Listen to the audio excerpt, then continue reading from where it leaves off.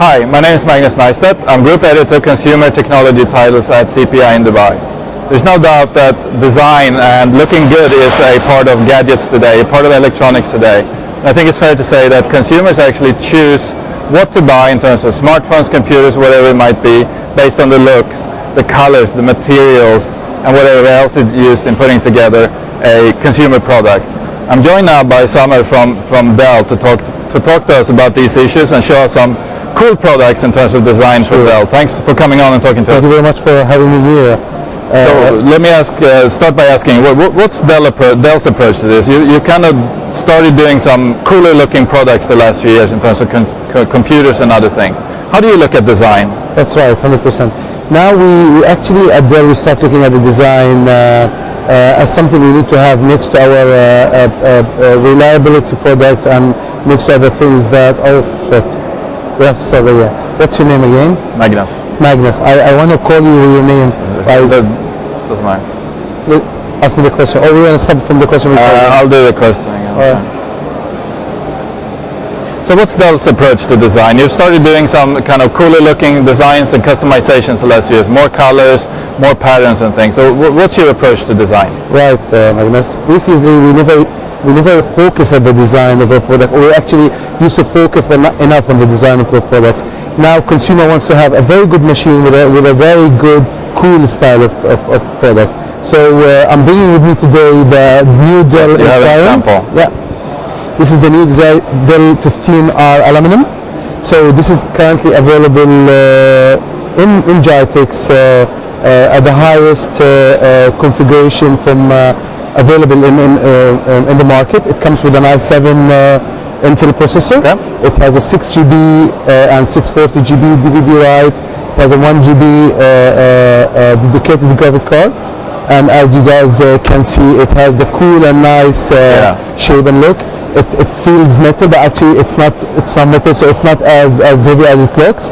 Dell will hold always #1 position for notebooks when it comes to durability and reliability. We of course having all other normal features like Wi-Fi, Bluetooth, HDMI cable, USB ports, 100% let me show to the camera, 100% full screen and numeric, full keyboard and numeric keyboard. We're actually doing a button in the palm wrist to give you the same look and feel. And on the display, we should say, there's also a pattern, right? If you feel it. So why have you made a pattern? You can actually feel this, like you said. Why have you decided to do that? So we want to give it the metal feel and look. So it might look metal, but it won't feel metal if you won't do the patterns on it. Okay. So now it looks metal, it feels metal, and it's cool. So for people who are looking for a cool product, very efficient product, this will be the choice. Okay. So a nice looking notebook, kind of a higher end in many ways. How do you distinguish this from something like the Adamo? You have a couple of Adamo computers 100%. Which are definitely very nice looking, all aluminum and stuff. But how do you distinguish this from the? There's price difference obviously, but what else? Do you know what Adamo? What Adamo means? I know somebody has told me, but I forgot. Perfect. I'll say Adamo is fall in love. Okay. Okay. In Latin. The Latin language. So Adamo is something which you will not have. I mean, when you go, let's say you're walking in an airport, and you will not find many people who are having an Adamos or working at Adamos. Adamo is a statement. It's for people who wants to have a unique stuff within. I mean, to have a unique product. we want to have a unique notebook, or want to make a statement. It's exactly when you drive a Ferrari, or when you drive a Lamborghini. It's the same effect. Adamo, it is available in the market. I didn't bring it this time with me, because last year we spoke about Adamo. I thought I want to speak about the new Inspiron 15R aluminum, to allow people to know that we're currently having. You're doing other cool stuff as well. Yes, let me take you out of the cool stuff. All right, so we talked a little bit about a new Dell notebook that looks very nice. You worked a lot on the design and the materials and the finish and things. So you brought something else very exciting with you that's just coming to the market, but it's also very much focused on the design and the look and the colors of it. So talk us through it and show it to us. 100%. This is the new Dell Streak, which is Dell 5-inch new tablet. It's available now in the UAE market, and we launched it only yesterday in GITEX. It's available with all key retailers in the market. What's so special about this, it's a 5-inch tablet PC. It's a tablet machine. Yep. It has a 5-megapixel camera. It runs on Android 2.1 software. It has a Bluetooth, Wi-Fi, and it will give you your all-day computing, mobile computing stuff. So you don't have to carry your notebook anymore with you wherever you go. These things will actually allow you to get your emails, to be connected with the social networking website, or with social networking vehicles, without carrying your own notebook. It's 3D as well, right? It is a 3D. So it does actually work as a phone, if I remember right? That was my second point, actually. Okay. What's special about our Streak, that it has the data capability and the voice capability. Yep. So you can go to the phone and you can use it as a phone. Although I think might be a bit big as a phone. That's for people who wants to have the data first, then the voice second. And you can connect it, of course, for a Bluetooth headset or a regular wire headset to use it as a phone. The good thing about this, we are actually targeting people. It's not delicate, so you can. Okay. It won't break. It won't scratch. It's for people who on the move. On the move, exactly. And the good thing about the new Streak as well, it comes with different colors. There's red, black, there's brown, there's white, and there's patterns as well. Okay. So another good example where you've actually worked a lot with the design, and I'm sure people looking at it, they will decide, partly at least, to buy or not to buy, depending on the looks of it. So thanks for joining us. Thank you very much for having me here, and buy Dell. Thank you. Cheers, man. Hi, my name is Magnus Nystedt. I'm Group Editor Consumer Technology Titles at CPI Dubai. We're now moving on to talking about something completely different from the other stuff we've been talking about. Now we're talking about gaming consoles and how to control the games and how to interact with games. We're joined by with Aman here from Microsoft here in Dubai. Welcome to the show. Thank you very much, Magnus. So the thing that you're kind of talking about now that's launching November next month, I believe, is the Xbox Kinect. The controller-free controller, if you like, I guess you can put it that way. Tell us about what is it really?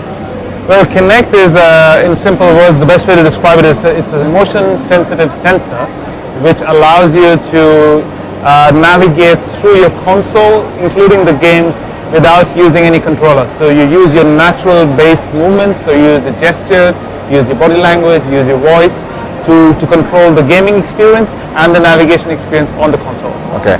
And how did Microsoft end up developing this? Where did the idea come from, really? Well, gaming per se is eventually over the years turned into a very core segment with the number of gamers who like what we do, who like the games, and the games have got a lot more advanced. But in as much as we've gone in deep over there, we've also kind of secluded a lot of the audience which find gaming intimidating the way it is today. And so the mandate that Microsoft's engineers had was how can we make gaming more broad for everybody and anybody who wants to get into gaming but doesn't want to spend 3 hours learning how to play a particular move. Okay. And that's where it came out from. Okay, so talk to us a little bit about the design of it. So there's actually nothing you're touching. It's all kind of wireless in a sense, if you like. So how do you interact with it? So essentially you've got your sensor, which is exactly this big. It's got 3 cameras in them, 2 RGB, 1 depth sensor camera, and it's got multi-array microphones on each side, and it's got motion control tilt.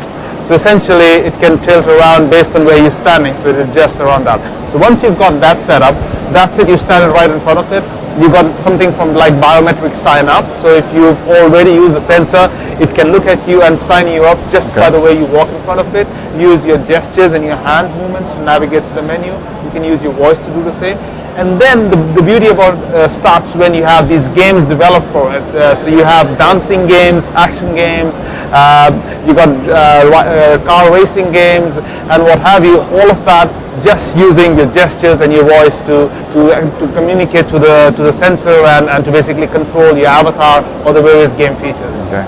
So how are you working with game developers then on this? Because I'm assuming it's a case of, well, if there aren't any cool games to take advantage of this, then what's the point? So how are you kind of enticing them or working with them to come up with cool titles? It's a very, very good point, and that's something that we believe very strongly in, that the success of a system is determined by the ecosystem, not just the device by itself. Yeah. So in that regard, we had already started working with a lot of software developers around about 18 months before. Okay. We got them into the program, we showed the technology to them, and we've asked them to start working on various game scenarios.